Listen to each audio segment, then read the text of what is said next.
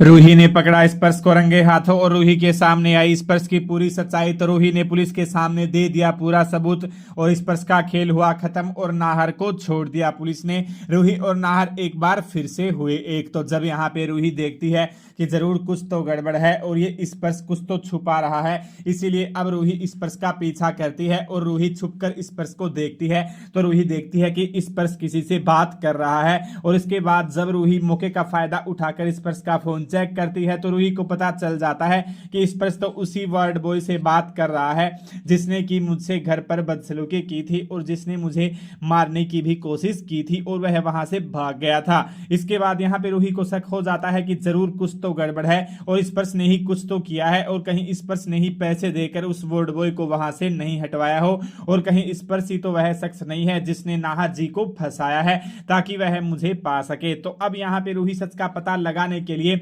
स्पर्श के पीछे जाती है। तो रूही देखती है कि वह स्पर्श उसी वार्ड बॉय से मिलता है और उसे बहुत सारे पैसे भी दे रहा होता है। यह देखकर रूही के होश उड़ जाते हैं और रूही को समझ आ जाता है कि यह सब कुछ तो स्पर्श ने किया है और स्पर्श ने ही सच में नाहर जी को हॉस्पिटल में झूठ बोलकर बुलाया था ताकि वह उसे फंसा सके। इसके बाद अब यहाँ पे रूही उसका वीडियो बना लेती है और रूही के हाथ में स्पर्श के खिलाफ बहुत बड़ा सबूत आ जाता है। तो अब रूही वह सबूत लेकर पुलिस के सामने जाती है और रूही पुलिस वालों को कह देती है कि नाहर जी ने कुछ भी नहीं किया है और नाहर जी बेगुनाह है। मैं इनके खिलाफ बहुत बड़ा सबूत लेके आ गई हूं कि इन्होंने कुछ भी नहीं किया है। इसके बाद जैसे ही रूही पुलिस वालों को वह वीडियो दिखाती है तो पुलिस वालों के भी होश उड़ जाते हैं और उन्हें जब सच पता चल जाता है कि नाहर ने कुछ भी नहीं किया और सब कुछ स्पर्श ने किया है तो पुलिस सीधा नाहर को तो छोड़ देती है और वह स्पर्श को पकड़ने के लिए निकल जाती है और पुलिस स्पर्श को पकड़कर रूही और नाहर के पास लेके आती है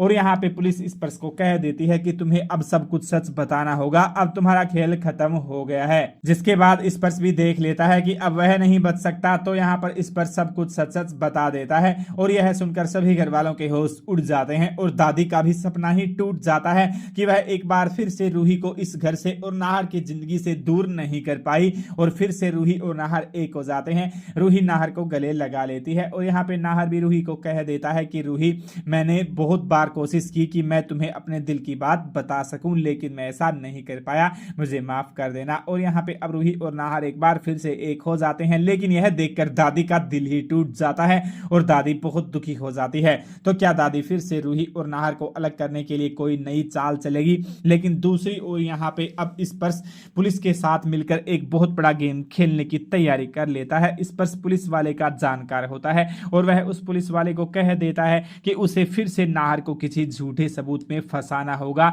और उसे छोड़ना होगा। इसीलिए वह पुलिस वाला जो कि स्पर्श के साथ मिला हुआ है वह स्पर्श को जेल में तो डाल देता है लेकिन वह नाहर के खिलाफ झूठे सबूत तैयार करता है जिससे कि वह नाहर को जेल में डाल सके, क्योंकि स्पर्श तो हर हाल में रूही से शादी करना चाहता है और इसीलिए वह चाहता है कि नाहर जेल में जाए और वह जेल से बाहर रहे। तो क्या यहाँ पे पुलिस वाला और स्पर्श मिलके नाहर को जेल में डाल देंगे और फिर स्पर्श रूही से शादी कर लेगा? अब रूही स्पर्श के किसी भी जाल में नहीं फंसने वाली। तो आगे क्या होता है लेटेस्ट अपडेट सबसे पहले देखने के लिए आप दंगल टीवी पर लेटेस्ट एपिसोड देखना ना भूलें।